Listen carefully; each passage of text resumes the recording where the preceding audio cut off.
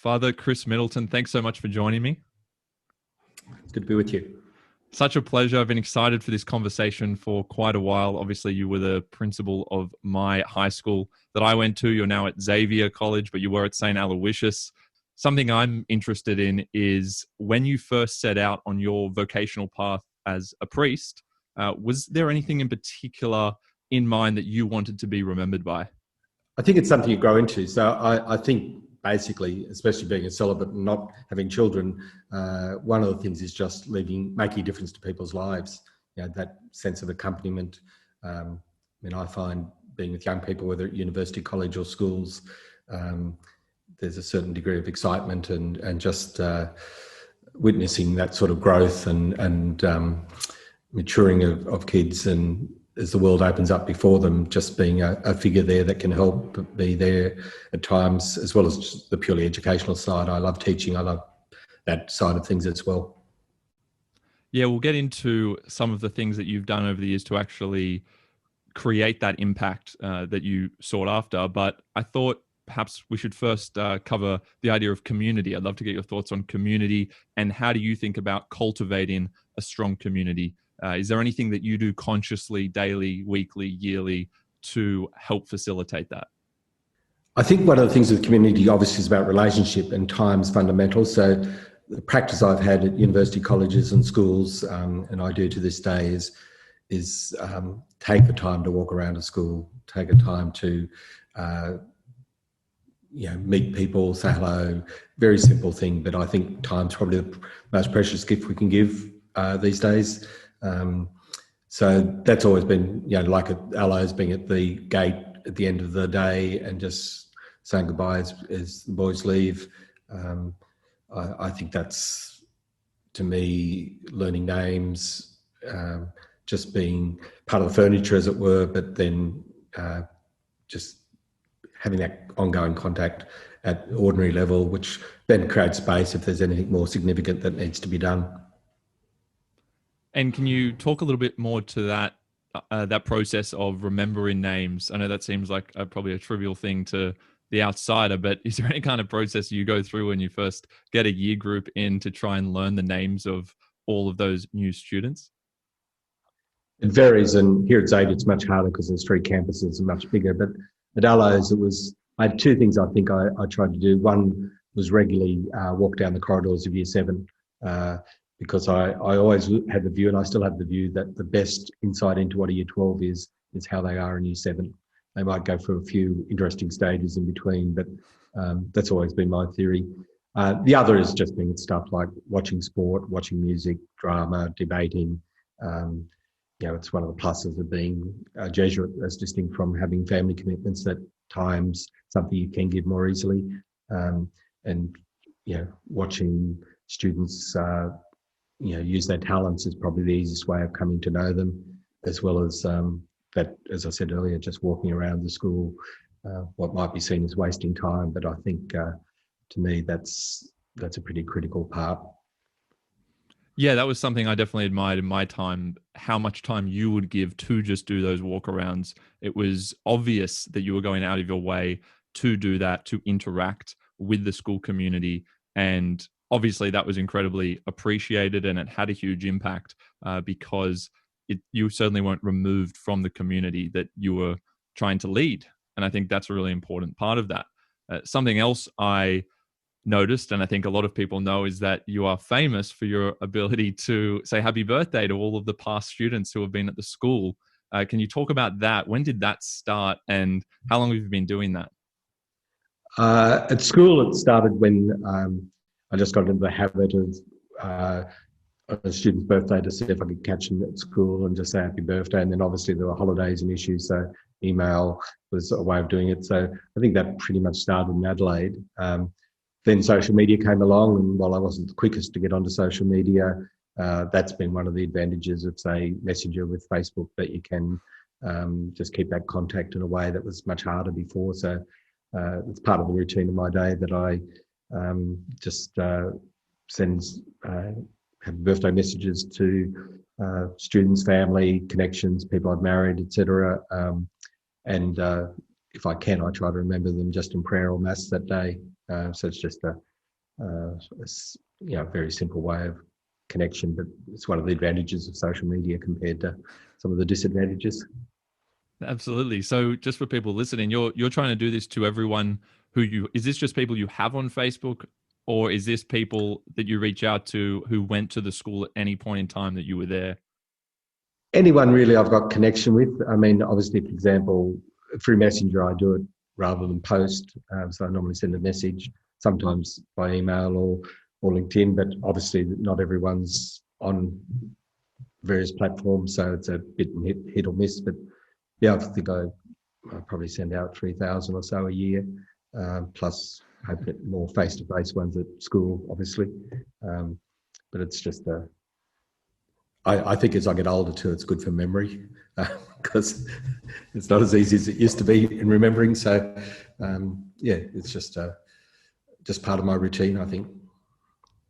I want to also ask, because you have so much experience with youth, obviously being a principal and a priest who works at these schools, you've worked with a lot of young adults or teenagers, a lot of men as well, young men. In your experience, what have been the trends over time? What are some as to the challenges that young men face or just young people face in that process, in those transitions between year 7 to year 12? So between the ages of 12 and 18.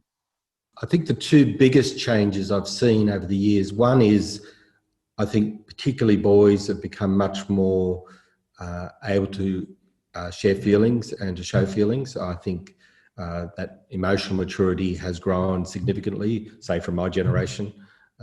So I certainly see that, things like student voluntary masses, Kairos retreats, things like that, where you see, in the case of the school at the moment or at Arlo's boys, but previously in Adelaide boys and girls, that ability to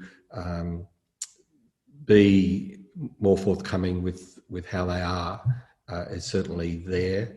On the negative side, depression, anxiety, other mental health issues are, I think, not just more known, but are more prevalent, almost epidemic at times. So one of the changes I noticed, particularly at Allo's, was not only anxiety and depression, but self-harm becoming a boys' thing as well as previously a girls' thing that I'd seen. So boys cutting themselves, that sort of thing. That's the other side, I think, of the vulnerability of young people today.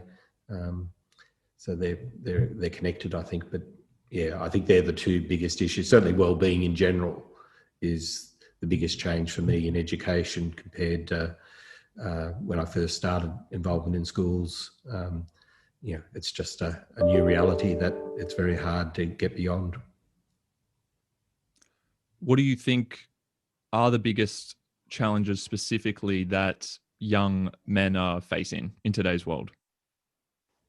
There's a multitude. I think obviously, as we've seen with Chanel Contos, the whole relationship with gender is an issue with girls, conflicting expectations, growing up too quickly, the whole alcohol with relational aspects. I think there's a whole myriad of stuff that's come up more recently. I think there are other broader things, such as, I think, the lack of extended family for many young people just removes some of the safety net that used to be around them. It's a fast-changing world, and there's excitement about that, but there's also anxiety. COVID's obviously accentuated that. So there's a whole myriad of things you see. It's certainly not a static space, and where students are, where young people are, it's a generation has unparalleled opportunities, but probably a wider range of challenges too. And so there's this fundamental paradox around opportunity and possibility and individualism and all those sorts of things, and anxiety, depression, fear, isolation. It's you could almost go on for a whole hour on just that paradox, but it's the reality, I think. Okay, so you mentioned Kairos before, Father, when you were talking about some of the things that you've done in the past or you've been involved with at schools, and I think that you still do at schools. Could you please explain for the audience what Kairos is and why that is such an important initiative? Kairos is an experience that came from America originally, and we do in our schools. So it's fundamentally a 4-day overnight experience, voluntary in holidays, which makes a huge difference in terms of what you can expect. Most of the talks are given by students who've already done the retreat, so there's a degree of peer ministry, and it focuses very much on relationships, sense of self and relationship with self, with others, family and friends, and with God and spirituality. So it is overtly religious, but also allows enormous freedom and the range of students. So I've been on 70 odd of them. There's normally about 25 to 30 odd students, sometimes young old boys, as well as staff assisting. And one of the key experiences, I think, is of those doing the retreat being able to talk freely and openly and deeply about what's going on in their lives, and just as importantly, others listening and responding. So it's very much an experience of trust and listening, which, especially for boys, but though also for girls, is an unusual experience still.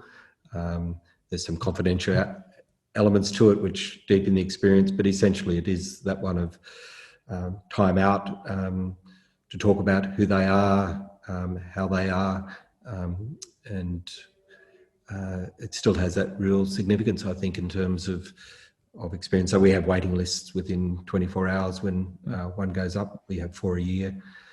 So about 100 or so of our boys in year 12 do it. But it's going on in all of our 4 schools, and I think probably one of the best things we do, and certainly a priority in my year. Do you think that's something we need more of in society outside of school? For instance, as the youth gets older, as people transition into adulthood, going on those retreats and having that time, is there merit to that being something that occurs throughout one's entire life? I think that element of reflection is always important, and the space for that, and that can revolve around things like listening and trust also. But I think in our hectic world, and we're all sort of surrounded by white noise, there's not a built-in space for quiet and for reflection. And so I think anything that builds that up, there are, like the examen in the Jesuit tradition, but you see more and more secular examples of this also, that people need some time out, some space for reflection, some quiet, because we're not built to be as noisy as we are, I think, and the psychological impact. I mean, I have a bit of a mantra that good spirituality walks with good psychology. They are mutually beneficial, and I think this is one area where both spirituality and psychology work very well together. So you mentioned reflection there. I'm curious as to how your process of reflecting, whether that's on a daily basis, weekly, how has that changed, if at all, as society has seemingly become noisier and busier, as you mentioned there? I think I have the same challenges of finding space.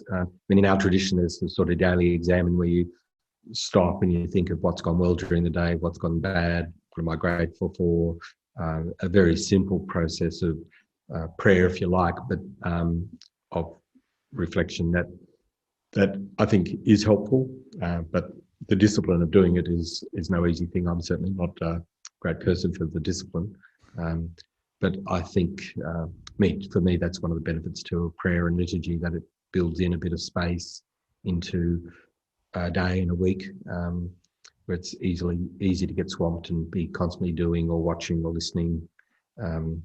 So I think, I think it is a need, and whatever our views in terms of faith or church or spirituality, I think people do need to find ways, with nature, with music, with walking, to get that psychological space. Has the way you explain prayer changed over time to students and to anyone that you're explaining prayer to? Because obviously, as the world has seemingly become more secular, over recent decades, there is a need, or at least I've seen a trend to explain it in different ways so that it becomes more accessible and it doesn't have that stigma attached to it, where if you're religious, then you pray, but if you're not religious, you don't pray. Yeah, I think things like meditation, the exam and reflection strikes a bit of a chord with even fairly non-religious people, and finding, I think that's an area of common ground and space to build on. The other, which is almost counterintuitive to that, I think in our age of individualism and isolation in some ways, the communal aspect of worship and, say, the Eucharist or Mass for us has a value. So you've got the two poles, if you like, between our need for that personal, individual, reflective space and the diversity of approaches to that, which I think is really good. For some people, it's visual. For some, it's listening. I mean, I would tell boys that if they're listening to a piece of music as a form of reflection, that's fine. At the same time, I think we are communal beings, and one of the weaknesses of our culture and society is that we've become too individualized, including in spirituality and that. And so for me, church provides space, not always well, but provides a space where that can grow and have that sense of community. So yeah, it's balancing those two things, I think, in terms of how I would talk to students. I just want to go back to that relationship that you have cultivated with the youth and younger adults at the schools that you've worked at, and in general. Second chances, what comes to mind when I say giving students and young people second chances? I think more than second chances. I think a couple of things. Personally, in terms of spirituality and Ignatian way of looking at things, looking to the good first has always been, to me, the most helpful insight, especially with dealing with young people. You try to find what's going on well and focus on that first. I think part of the experience of things like Kairos and being involved in student lives, you realise everyone has a story, and underneath the surface there's a whole lot of things going on, sometimes of horrifying depth, and that influences the way I as an administrator would see giving second chances. And I think this is probably more my context, where I work in schools that have got a degree of privilege and a degree of resources, and I think we make a commitment to a student, and unless it really involves an element of violence, or you could say to a student that another place legitimately would be a better place for them, or another start would be good for their welfare, I think, I think we should be very reluctant to force a student out or not to give a second chance. That's at the more extreme end. But I think, just generally speaking, being a teenager is about testing boundaries. It's about experimentation. It's about all sorts of things around that. But it's also about, there are consequences for actions and learning through mistakes too. So it's that balancing act. But I think our society is judgmental enough around all sorts of things. So certainly my personal view was it's always better to presume the best, to think there's a story behind what's going on, and to react in that sense. How do you reconcile that balance there between discipline and understanding? I'd say probably I've never been good at discipline, so understanding comes first. And it is a real tension. But I think in my context, in a religious school, Jesuit school, then understanding should have priority. And unless there's a compelling argument otherwise, discipline's less important than a sense of community and belonging. I'm sounding really a bit too soft here, but no, it's great. That's why I asked. I think there's got to be consequences, etc. But in a culture where you accept that mistakes have been made, I think one of the challenges for anyone in authority or a teacher or whatever is not to take it personally. That, overwhelmingly when there's stuff-ups or mistakes or even more grievous things, the intention is not to offend or to do what they're, I do think the great temptation for all of us often is to take things personally and to react that way and get defensive, etc. And one of the things I think I've learned over the years is, especially with students, is step back a little bit, look for the story, and it's not aimed at you often. Yeah, it's interesting because when you were the principal of my school at Aloes, you were both the principal and a Jesuit priest. So you were someone who was deploying this sense of empathy and understanding, but at the same time occupying a traditionally, or perhaps in some ways, a disciplinary position or something that involved that as part of the job. Was that something that you found difficult when you were in both of those roles simultaneously? Yeah, it can be. I think there were times where holding the line on something was in some tension with the understanding where people were. I think the bottom line for me, though, was whether we dealt with somebody pastorally or with discipline, then acceptance.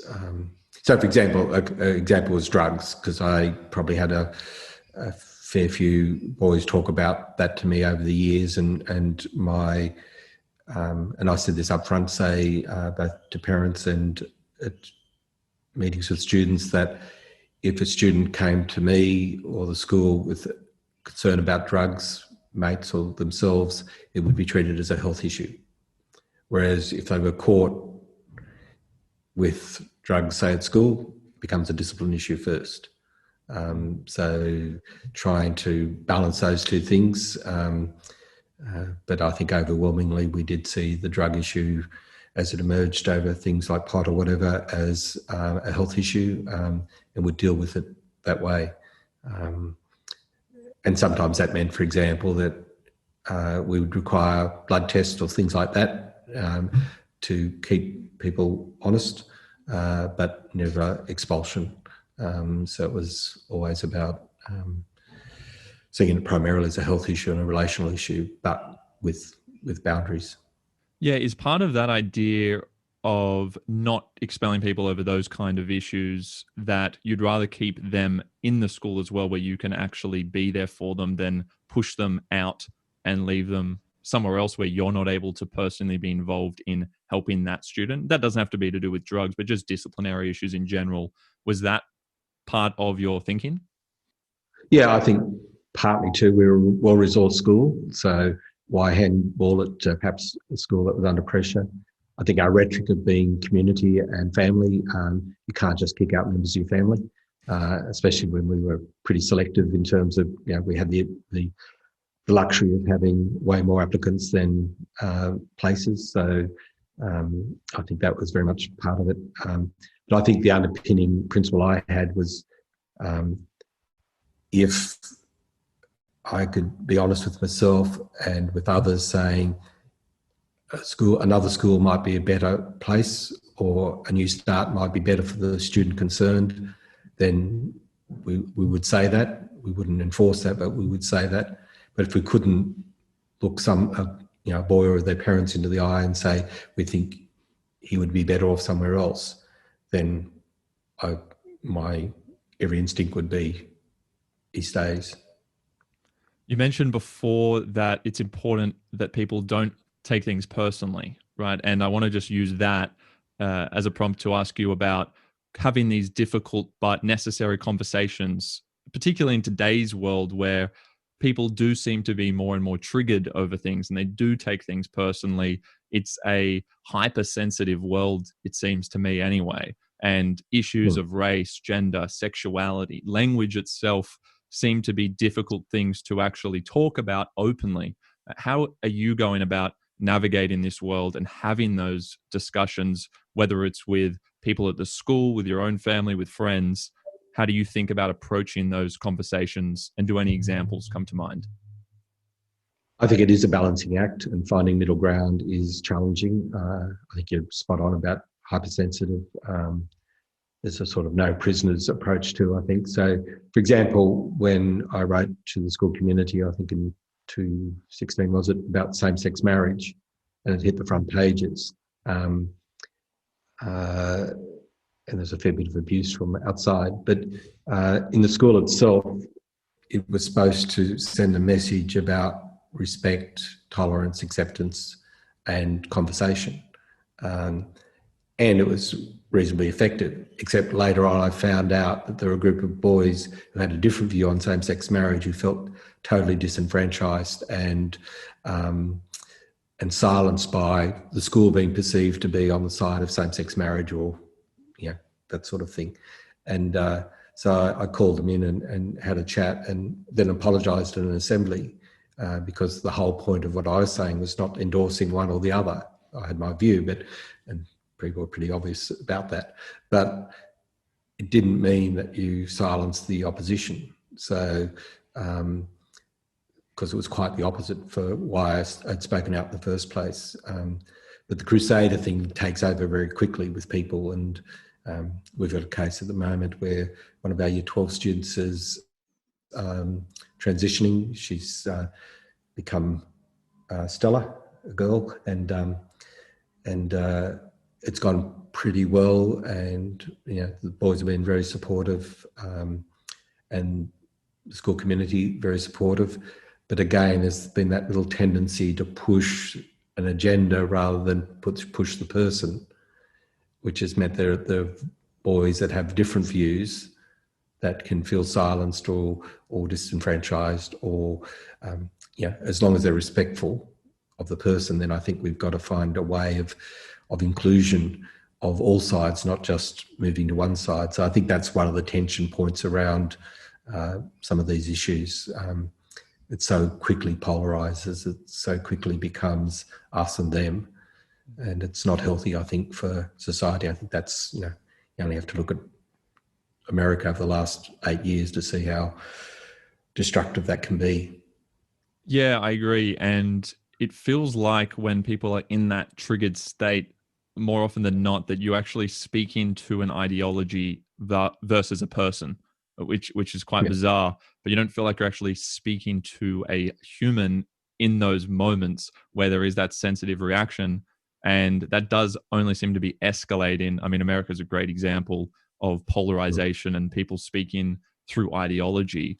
What do you think are some ways or some practical things that we could do as a society to mitigate that risk of polarization and losing our sense of selves to ideological forces? I think we've got to make a clear commitment within ourselves to listen to different voices. I mean, I think one of the dangers around social media and around the way news can be followed now is those that take no interest, and that's another question. But you can actually work in a way that you never hear a voice that challenges yourself. You're listening, it's like an echo chamber. Mm. And I think that's a real risk at every level in society at the moment, that the polarization is such as that there are, I will not read this, for example, I will not read the Murdoch press, I will not watch the ABC, I will not, and the list goes on. I think we have to make a conscious effort to listen to different voices. Otherwise, there's no possibility of dialogue or understanding the different. And I think that's a practical challenge, I think, because it sort of becomes, just the way people are. That's one thing. I think encouraging conversation in general. So we've got our boys have organised a forum next week with 6 schools about the gender and consent, etc. And they'd started this before the Chanel contest thing. It was supposed to be last year and COVID stopped it. But the idea is not to come up with answers. The idea is just to have conversation between young men and young women about expectations, about communication, about consent itself, obviously now. But yeah, I think we need more emphasis on conversation, listening. Goes to that reflection thing a bit too earlier. But so there are a couple of things I think to encourage forums for conversation and to encourage people to watch, read, listen to things they don't agree with. I just want to go back for a second to that ABC interview you did. I think you alluded to it, or perhaps it was something else in the newspaper about the same-sex marriage statement that you came out with. I was reading something in an interview that you did with ABC, and something you said on that vote for same-sex marriage was to vote with your conscience, I believe. So I just would love to get your views on same-sex marriage, how that reconciles with the position of the church, and then from there, I'd actually love to hear your position on gender relations as well, if you could. Same-sex marriage, I suppose I took the basic view that in a pluralist society, it seems to me that same-sex marriage is a reality that there's no choice that way. I believe that a same-sex couple that are in a faithful, loving relationship is closer to Catholic teaching about love than heterosexual playing around. And so looking for common ground is important there. I made the distinction, for example, that Catholic teaching about sacramental marriage, or marriage within the church for male and female, I still hold to as a core understanding of human relationships, but I don't think it has to be exclusive. But also, the church doesn't say divorce should be illegal, whereas there's not divorce in the Catholic tradition. So that difference between society and church, I think people rest uneasily with at times on both sides of the debate. So.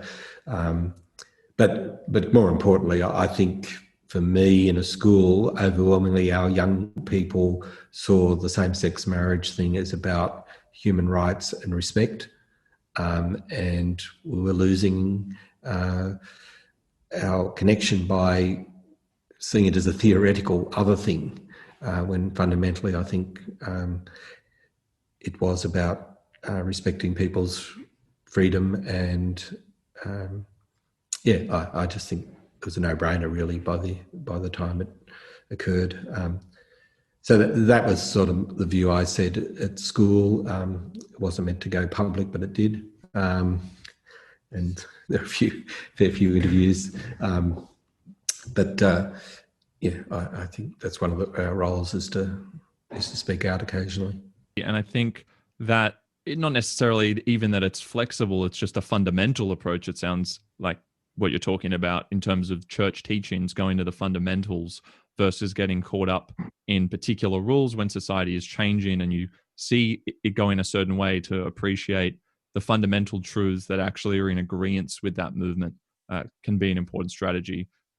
I was interested in... Look to the good. Yes, absolutely. It's an extension of that, look to the good rather than see where there's difference or disagreement. Yeah, that's a really nice way to look at things generally, which I like that you've said that a couple of times, because I think not enough people do that. They look straight to why it's different, why it is intimidating, or why it is threatening to what I believe or my version of the world. So that's very useful framework. In terms of the church having to adapt in its rules and teachings, and maybe it's not having to adapt, but certainly it's having to assimilate with a society that is evolving on the outside. Where do you see the church in 50 years, the Catholic Church that is? Where do you see it in 50 years in terms of rules or particular teachings that may have changed, evolved, or been taken out of what is taught as part of the faith? I think I'd have to look at different areas. I think in the areas of, say, social teaching, around ecology, certain areas there, I think the church is very well situated and probably is, to a degree, more progressive than society in general. Just our emphasis on the common good and solidarity, subsidiarity, the priority of ecology, all those sorts of things, I think, work somewhat against the individualism in our society. Our commitment to refugees, there's a whole range of issues where I think in terms of justice and human rights, our record is pretty good, and I couldn't see that changing. I think the big area of growth, challenge, development is around the science of or the psychology around sexuality and how the church deals with that. Fundamentally in the Jesuit tradition, we see no conflict between faith and reason, but sometimes it takes time to work out exactly what's going on. So I think, say, for example, evolution, when that was first around, there were those that saw it as contradictory to church teaching. That was never the official view. And, over time, our understanding there is perfectly fine. I think we're facing something like that with sexuality, and I think even in the secular world there is plenty of challenge around that. So that's important, but I don't think it's always adapting backwards either. I think one of the interesting things out of the consent debate and Chanel Contos is, in a sense, the Catholic position has always argued that human sexuality is connected with relationship and it is connected with love as an ideal, that there's no such thing as casual sex or purely biological sex. And I think, in a sense, when you read some of those harrowing accounts of students, of girls that Chanel Contos's site shows, it is very much around that issue. And I think, in a sense, one could argue, or I would argue a bit anyway, that a Catholic understanding of sexuality and what sex is about and has a fair degree of relevance to some of the concerns that have arisen around sexual activity between young men and young women. And I think the objectification of women, the pornography, a whole range of things around this.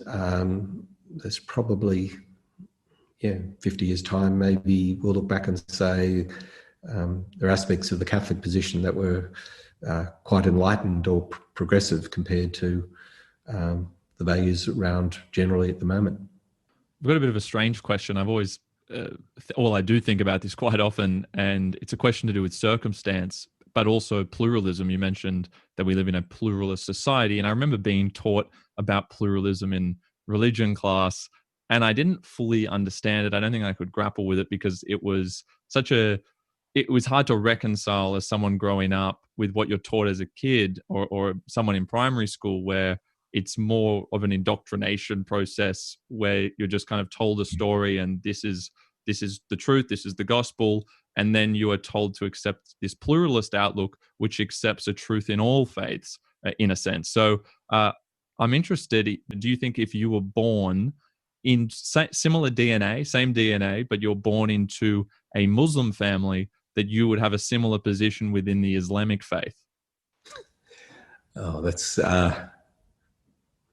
I'm not sure I could even pretend to answer that. I think I would say I'm a fairly questioning person, and if I still had a love of history and those sorts of things, then I perhaps would sit more uneasily in a Muslim circumstance than I do in a Catholic circumstance. I certainly would think I would sit way more uneasily with a fundamentalist Christian context if I was born into that than I do in the Catholic tradition. To me, our human capacity to question, to think, to challenge is fundamental to what it is to be human.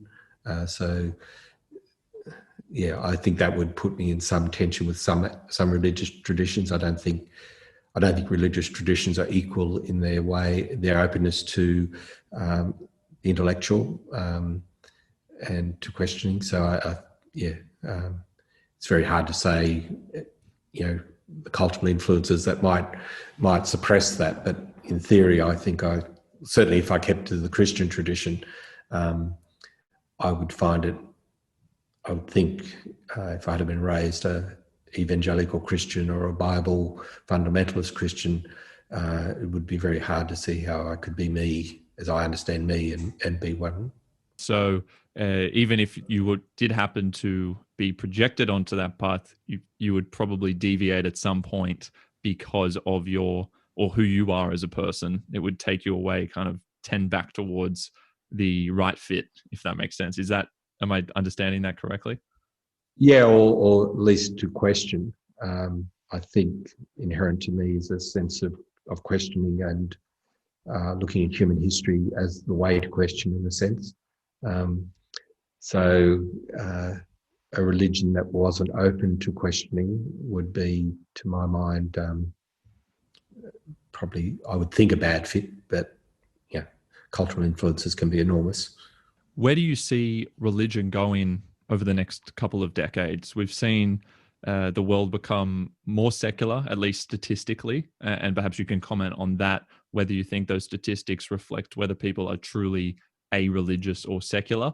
But where do you see the world going as we move forward and the numbers seem to keep going down in terms of religious adherence? I think you're speaking a little bit from a Western perspective, European perspective, when you look at, say, Islam and some of the challenges around that. You look at Africa, even Latin America, China, where underground there's a very significant religious revival occurring. So I think it's not an even pattern. Certainly in the West it is. I think there's a difference between secular, which I think is a very growing thing, and no religion. The other thing I suspect here is I think nature abhors a vacuum and the spiritual is integral to the human. So, as organised religion may be taking a hit in the West especially, there's various aspects of the spiritual which is showing signs of life and of energy, etc. So, even if I take, say, our experience at Aloysius or here at Xavier, where the majority of students are pretty secular, where religious practices decline significantly with families as well. Things like Kairos service, things like the Carnair program, all those sorts of things have actually grown. So I don't tend to look too much more than 5 years ahead from this sort of thing, but the world's been through phases, or the West has been through phases where of significant religious decline and then of revival. I think if you think that the fundamental questions around meaning and about life, death, values, rights are perennial questions, and if you think that the human capacity to wonder, to question, etc., are real, then there's always going to be space for some sort of religious experience or challenge.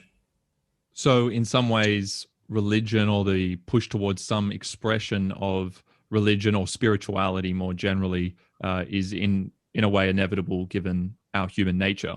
But what do you see happening if we had a world without religion?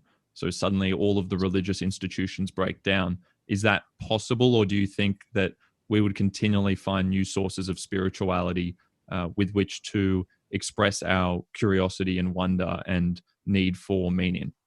I think we would be culturally and spiritually impoverished without world religions. Is not to deny the challenges around it, but if they were suddenly to disappear, then I think the world would be a much poorer place, in everything from the arts through to our sense of the common good and community. I think inevitably, with my understanding of human nature, if there was no religion, religion would have to exist.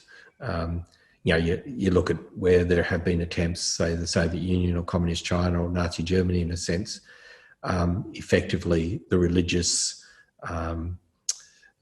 sentiment, the desire for community and expression of that was then played out in the ideologies, which became effectively substitute religions. You go to Hanoi and you see Ho Chi Minh's body. It's like the body of a saint in a cathedral as people parade around it, reverence, etc. There's a religious instinct in the human that goes back to the first artistic expressions of the caves of early man. And if there weren't religions, then I think ideologies or other things would replace it. And even sport in Australia is often spoken of as a religion because it captures some of that.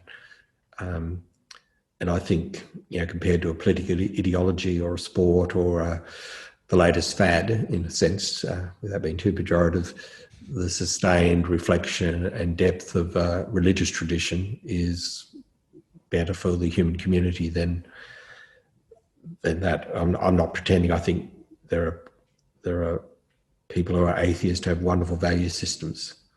I'm not saying that, but I think without that structure and reflection and community of faith that religions have, and they can be twisted, but that are real, we would lose something dramatically important in terms of the human. Do you think that humans have an intuitive sense of morality, that if we were to remove religion as a source of values, that there would be some other source of values that we could inherit from our own intuition and be guided by? Our tradition talks about natural law and that there is something integral to the human, a sense of right or wrong, of conscience, etc. So I think my answer would be yes. I think it can easily degrade. So, Golding's novel Lord of the Flies sort of depicts a world where, where that context is removed and something of the worst of the human can be come to the fore. So again, it goes back to an understanding of human nature, and I think there's an instinctive aspect within the human about right and wrong and conscience. I often say, you might remember from retreats, that I've never met a bad person. I've met people who've done bad things, but I also think sin is a reality in a sense, temptation, and that. So there's that contending reality in which human beings and human communities live, and that's that faith, church, religion, community can be, and often is, a way of navigating that space. So religion helps to provide that structure, even though we have this intuitive sense of good and bad. If you actually place that within the context of religion, there are further guidelines, there are stories embedded without the sacred texts that help to keep us in check in a way, and or at least allow us to make some sense of the chaos that is inevitable in the world and in our own personal lives. And expand our horizons. So, for example, it would be a perfectly natural thing to treat those around you well, but they may treat you well. But, the Good Samaritan, who is my neighbour, in our tradition is all humankind.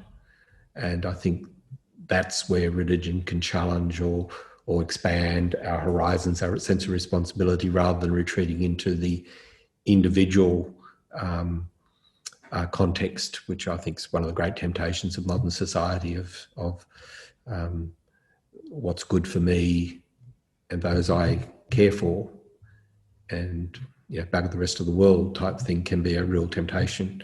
Even if it's not explicitly said like that, I think that's how a lot of people, including Christians, can operate. Whereas I think religion has that role to challenge, to push, to expand, probably counterintuitive to what many of your listeners would perhaps perceive in terms of religion. But I think at its best, it is about expanding our sense of self and of community and what it is to be human. Yeah, I think one of the hurdles in accessing the potential of religion and all that good that can come from it is the problem of metaphor versus literalism, taking things literally in the Bible, the stories that are embedded there, versus taking them as metaphor, and being able to distinguish between what is metaphorical and what is literal.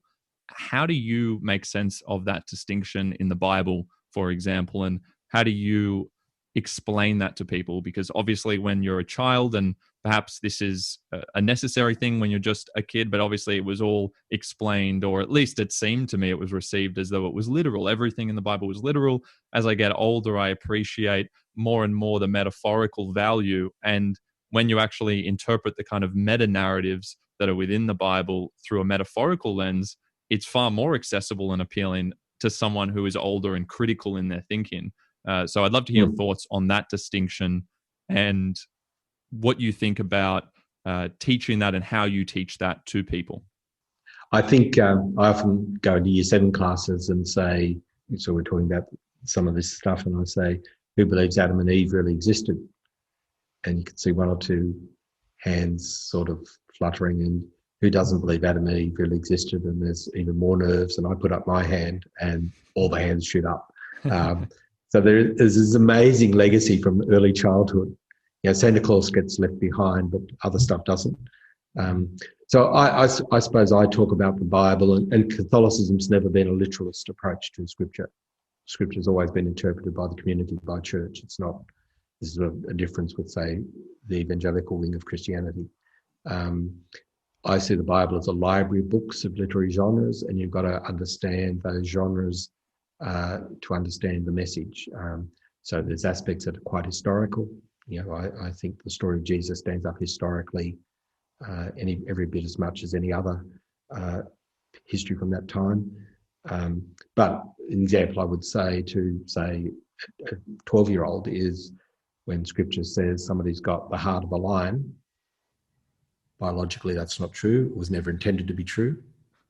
But that person is brave and gutsy. That is every bit as true. And this is where the metaphor, you know, the creation narratives in the Old Testament and the Hebrew Scriptures are, there's at least 3. And the Jews weren't stupid. They weren't, meaning them to be scientific in our sense, but true in terms of what's the origin of life. And they had stories which told that beautifully, but it was never meant to be scientific because that wasn't their mindset or question. It wasn't a possibility to answer that in those times. So I think there is that maturity about understanding the genres of the Bible, seeing it as a library of books of different genres: poetry, song, laws, custom, history, metaphor, and that takes work. And it's too easy for there are fundamentalists who will take the view if evolution conflicts with the literal reading of the Bible, then the Bible's right. And there are those on the other end of the spectrum who sort of lazily say everything in the Bible's story, which is just as historically and scientifically wrong. Archaeology, science, history can all test many aspects of Scripture to show that it's not just metaphor. So you've got to have a sophisticated and thinking approach, and I think everyone finds that hard at times. And in school, where you make that transition is also, because I think we often waited too late to talk about it. Where increasingly, I think it's around 11, 12, 13 that these issues come up. That especially when you can Google this or Google that. We've got to find ways of doing this much earlier. And another hurdle or obstacle in more recent years in people accessing the church, of course, has been some of the gross misconduct and behavior of the priests in the church, pedophilia, child abuse, and whatnot, which are obviously devastating findings. What have you made of all of this that has come to light, and how do you deal with that going forward as a priest in the Catholic Church? And what can you basically say to people out there who have become disenfranchised or disillusioned by these findings? I think our first is to apologise and to be as open and transparent as possible, and that's a challenge. I think there were enormous failures of governance and culture around handling it. I suppose I do think a lot of it was around church as family, and many of the same issues around abuse within families were replicated in terms of embarrassment, denial, protection. I know most outside voices would say it's about protecting an institution. I think a lot of it was this sense of family and protecting family, which explains some of the gross failures. So I think there's that. I think we've had to learn lessons and hard lessons about training and formation. There were those that were, really started training at 14, 15 that never matured sexually, and that was an issue. I think the hard question for those outside the church is to what extent was the sexual abuse crisis a result of church failure, or to what extent is it societal? Because the more we look, other churches and other school systems that didn't have a celibate clergy, for example, have gone through waves of the abuse thing. Almost every major organisation involved with young people in the 60s and 70s in particular have had massive issues. So the Scouts, for example, in America, have had more sexual abuse issues than the church. Doesn't get the same publicity, but they've essentially almost gone bankrupt. We think of swimming coaching, gymnastics coaching issues around at the moment. So government homes, the failures of docks in many of the states even today, you could go through wave after wave. So to what extent is there a cultural issue? To what extent is there a church issue? And I think in our case, it's both in the church. But the Royal and people understand the context. So that the Royal Commission into Sexual Abuse found that 60% of all victims of religious institutions were from Catholic schools, etc. Shocking figure. What people didn't read often was 80% of all students in religious institutions were Catholic. Mm. So if you look at it that way, the Catholic record's actually better than... Disproportionately low. Yeah, well, I wouldn't use the word low because it was terrible, but it's very hard. Yeah. I mean, 60% figure versus the 80% figure, there's no surprise in a sense. The question is, why was it so high across the board? And there are aspects about church and about governance and about training and safeguards that were failures on our part. And I think there were certainly aspects of culture and failure across society. And we're still all too close to it to really work out exactly the causes and why it seemed to spike over a period of 30 years. So I think not all that's covered, but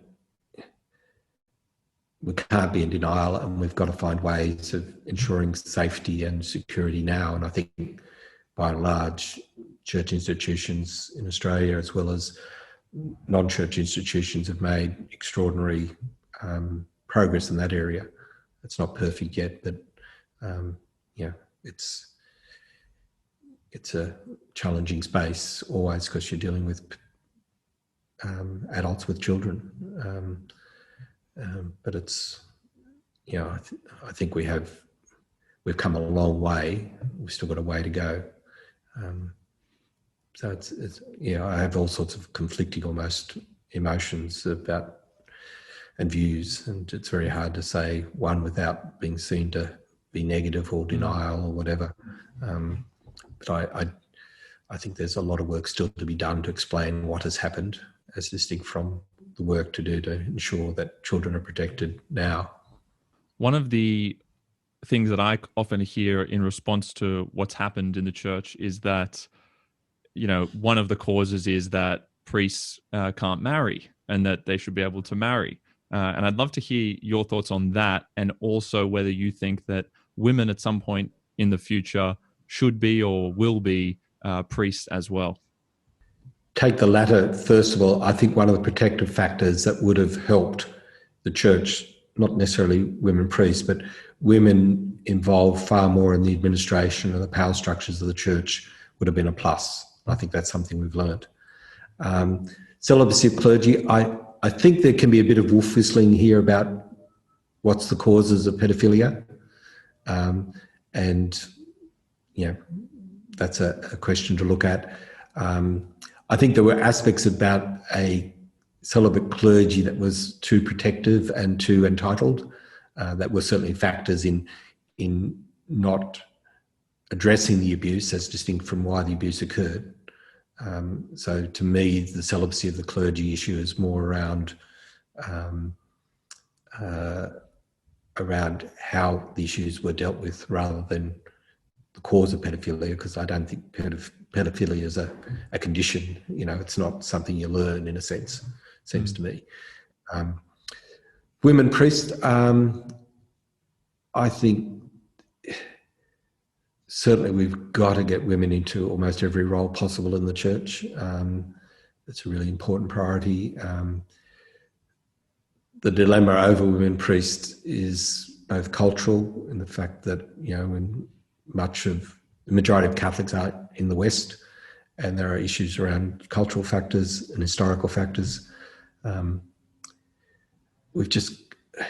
I would hope we can find a way forward on it, but it's difficult to see in the near future, as distinct from finding ways for women to be cardinals, to be deacons, to be administrators. And I do say, sort of defensively, up till the 20th century, the Catholic Church was ahead of the game in the fact that we had more professional women, more educated women than any other organisation in the world. For nuns, there were nuns running universities, hospitals, were getting tertiary degrees that were often pioneers in a whole range of these areas for women. So our tradition has had that presence of very professional, full-time women workers in their tens of thousands. But then the 20th century, we've fallen behind in terms of the priesthood. So I hope we find a way, but I can't see it in the short term how we do. Do you believe in gender roles, and what does the church teach about gender roles in terms of what the male should do or the female should do, in whether it's in the context of a marriage or in society more generally? In that sense, I don't think I see gender roles as other than cultural developments, and I think we've got to be careful about being a bit imperialistic in terms of culture and respecting diversity there. But certainly I don't think there's anything inherently in terms of the nature of men or women that determine what they do and how they do it. More broadly, gender in terms of, is it linked to biology and the whole issue of gender dysphoria and things like that. I think that's an area where science and psychology are still debating, and the church should, as a general principle, follow where that debate goes. I think that's more an issue of the science and of medicine than it is about morality by and large. And just one follow-up on that, for instance, something that has been very culturally traditional, at least, is that in a marriage, let's say the man has to be the provider, and then whereas the woman might be they're obviously the child bearer, but then they are the person who stays at home and takes care of the kid. That has been something that has been changing somewhat, only with respect to the latter part of that, of course. Women are still carrying the babies, but in terms of the domestic roles there and the pressures that actually can be attached to each of those roles. For men, it's the pressure to provide, to make money, to be the breadwinner, and also the pressure for the woman to stay in that domestic context and not realize their potential in a professional capacity. Both of those things are being brought to the fore in today's society, I think, as we evolve. And I'd love to just quickly hear your thoughts on that. That word evolve is key, because for most of human history, it hasn't been a real choice. The child has to be looked after, and what's possible in terms of culture and economics, etc., dictated what happened. Now, with changing roles of education, of culture, of economics, etc., it seems to me that there is no good argument that says one way or another. It's each couple, each context should be allowed to work this out, and the role of the society is to ensure that freedom.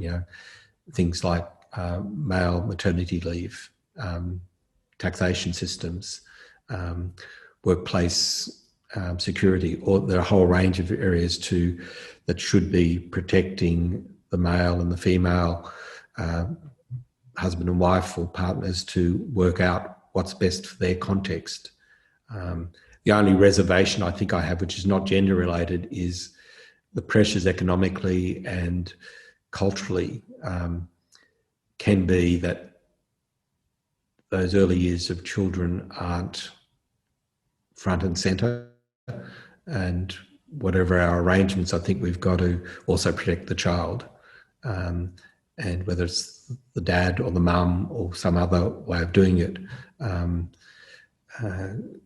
I think there are men and women, but it tends to be more men that are too driven by work and become almost work alcoholics or avoid things through that, and that can be bad for the raising of children. So I think that's a sort of reservation I have in terms of just seeing it as a gender relations issue.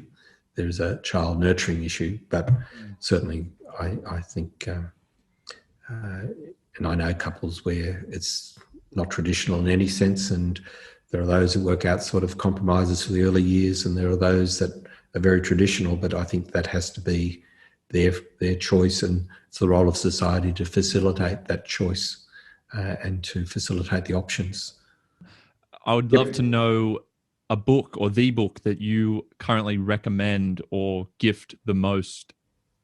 Oh, God. Any of James Martin's works, Jesuit from America, is written from everything from the Jesuit Guide to Everything to on LGBTI issues, etc. I think he's an interesting take in terms of church and the modern world. He's very much in the gun sights of a lot of conservatives, but I think he's extraordinary. Heroic Leadership by Chris Middleton, who's I think it's a good read. Both his books. He was an ex-Jesuit who's worked with, I think it was Saxe Goldman in his career and then changed. I think he's got some interesting insights in terms of the modern world and especially business. And then Lord of the Rings and Tolkien for the imagination and sense of beauty and spirituality. And last question here. If you could have a message or a slogan put up on a billboard, what would it be? Look to the good first. Father Chris, thank you so much for being on the podcast. It's been a pleasure, and I really appreciate your openness talking about all of the issues, and I hope we can do it again sometime. Always. Thanks, Jonny.